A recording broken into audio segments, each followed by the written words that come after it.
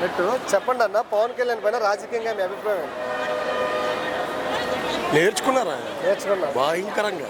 Deputy CM అయిన quick learner. Okay, quick learner. Okay, deputy CM అయిన తర్వాత మీకు కనిపించిన మార్పు ఏంటి? ఆ డిప్యూటీ సీఎం కాదు, పవన్ కళ్యాణ్ గారు పవన్ కళ్యాణ్ గారు మామూలు మనిషిగా ఉన్న ఏదైనా చేస్తారు. ఓకే, మొన్న ప్రెస్ మీట్ కూడా పెట్టారు తెలంగాణలో, దాని మీద మీ అభిప్రాయం ఏంటి? పెడతారు. అంటే బహిరంగంగా ఆయనకి పర్మిషన్ కూడా ఇవ్వలేదు, ఇంటి దగ్గరే ప్రెస్ మీట్ పెట్టారు. పెడతారన్నా, ఎందుకు పెట్టరు? తెలంగాణలో ఆయన పుట్టిన తెలంగాణ కదా, ఆయన పెరిగింది పుట్టింది కాదు. ఓకే, ఆయన జీవితం అంతా తెలంగాణలోనే కదా. ఓకే, మరి అలాంటి వ్యక్తిని నువ్వు రావద్దు ఇవ్వద్దు అంటే ఏమైంది? వివిధ రకాల కామెంట్ చేస్తున్నారు, బెదిరిస్తున్నారు కూడా. ఎవడు లేదు, పవన్ కళ్యాణ్ బెదిరించిన ఎవరు లేదు. నెక్స్ట్ అక్కడ కూడా పోటీ చేస్తారంట.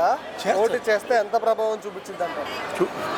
ఎక్కడ ఎలా చూపిస్తుందో అక్కడ అలా చూపిస్తుంది అంతే అంటారు.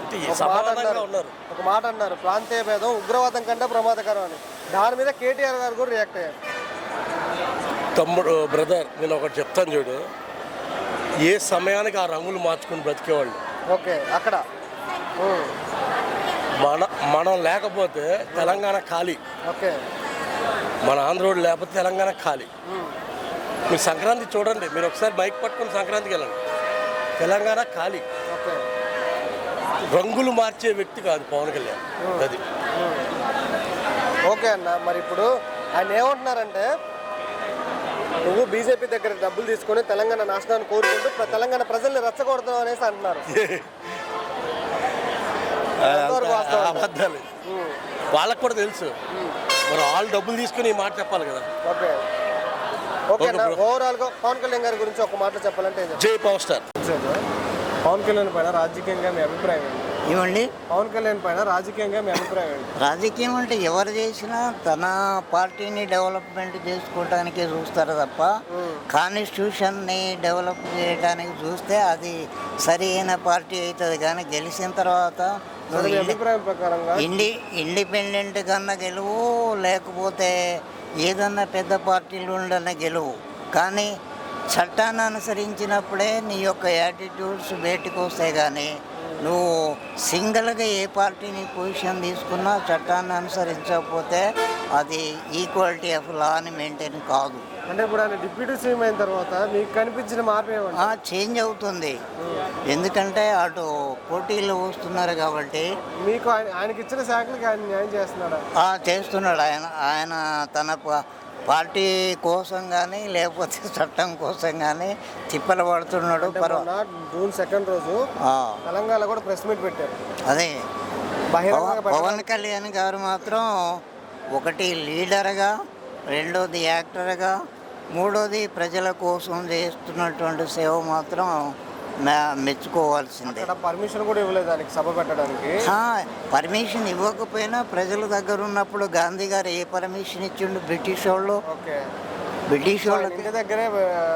అందుకనే ప్రజలు దగ్గర ఉన్నప్పుడు ఎవరు ఏ పర్మిషన్ ఇవ్వాల్సిన అవసరం లేదు అన్నారు. ప్రాంతీయ భేదం ఉగ్రవాదం కంటే ప్రమాదకరం అన్నారు. ఏమండి, ప్రాంతీయ భేదం ఉగ్రవాదం కంటే ప్రమాదకరం అన్నారు. అదే అందుకనే నేను అన్నది డెమోక్రసీ అన్న పదానికి ఫాలో అయినప్పుడు ఏ పార్టీ అయినా అందరికీ ఈక్వాలిటీ ఆఫ్ లా మెయింటైన్ చేస్తారు. అక్కడ కూడా పోటీ చేస్తా అంటున్నారు. సివిల్ రైట్స్ని, హ్యూమన్ రైట్స్ని ప్రొటెక్షన్ చేసినప్పుడే ఏ లీడర్ అయినా కానీ తన లీడింగ్ కెపాసిటీని మెరుగుపరుస్తారు. కానీ మరి అది లోపించినప్పుడు నీ ఒక్క పార్టీ అభివృద్ధి అయితే దేశం అంతా అభివృద్ధి అయినట్టు కాదు కదా. ఈసారి అక్కడ కూడా పోటీ చేస్తా అంటున్నారు. పోటీ చేసేదేం ప్రభావం ప్రజలకు అనుకూలంగా ఉన్న మనిషే లీడర్షిప్ చేయలేస్తాడు. మరి అట్ట లేకుండా ప్రజలకేమో అట్రాక్షన్ చేసుకుంటా తను చేసే పని అవకాశం ఉందంటారా? ఇది పవన్ కళ్యాణ్ బాగానే సాక్రిఫైస్ చేస్తున్నాడు, సాటిస్ఫై అవుతున్నాడు. ఓవరాల్గా ఒక మాటలో పవన్ కళ్యాణ్ గారు, ఎందుకంటే తను యాక్టర్ కాబట్టి తను చేస్తున్న యాక్షన్కును ఇక్కడ ఇంప్లిమెంటేషన్ సరిగా లేకపోతే జనాలు